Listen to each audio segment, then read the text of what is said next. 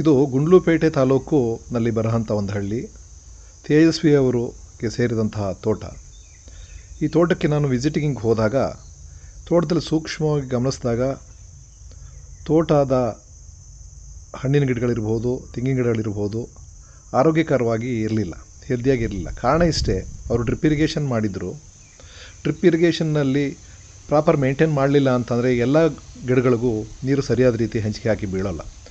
ಮುಖ್ಯವಾಗಿ ಅಲ್ಲಿ ತೆಂಗಿಗೆ ಅವರು ನೀರನ್ನೇ ಸರಿಯಾಗಿ ಕೊಟ್ಟಿರಲಿಲ್ಲ, ಮೈಕ್ರೋನ್ಯೂಟ್ರಿಯೆಂಟ್ಸ್ ಇರಲಿಲ್ಲ, ಅದಕ್ಕೆ ಮತ್ತು ಕೆಮಿಕಲ್ ಫರ್ಟಿಲೈಸರ್ ಸರಿಯಾದ ರೀತಿ ನಿರ್ವಹಣೆ ಮಾಡಿಲ್ಲ.